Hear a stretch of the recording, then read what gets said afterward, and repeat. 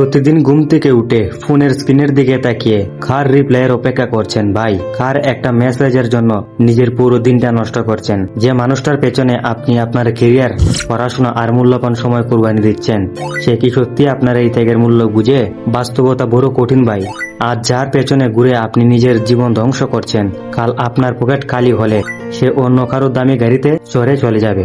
তখন আপনার কাছে আফসোস ছাড়া আর কিছুই থাকবে না। মেয়েদের পেছনে ঘোরার দিন এবার শেষ করুন, নিজের দিকে তাকান। একজন পুরুষের সবচেয়ে বড় সম্পদ হলো তার আত্মসম্মান বা সেলফ রেসপেক্ট। কিন্তু যখন আপনি কারো অ্যাটেনশন বা মনোযোগ পাওয়ার জন্য বারবার তার পেছনে ঘুরেন, তার মন জোগাতে নিজের আত্মসম্মান বিসর্জন দেন, তখন আপনি নিজের চোখেই নিজেকে ছোট করে ফেলেন।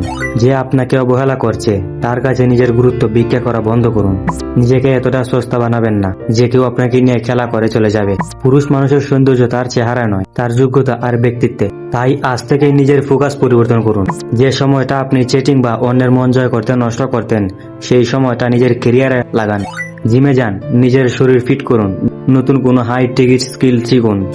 বিজনেস বা পড়াশোনায় নিজের সারাটা দিন। নিজেকে এতটাই ব্যস্ত করে ফেলুন যেন ফালতু আবেগের জন্য আপনার মগজে কোনো জায়গা না থাকে।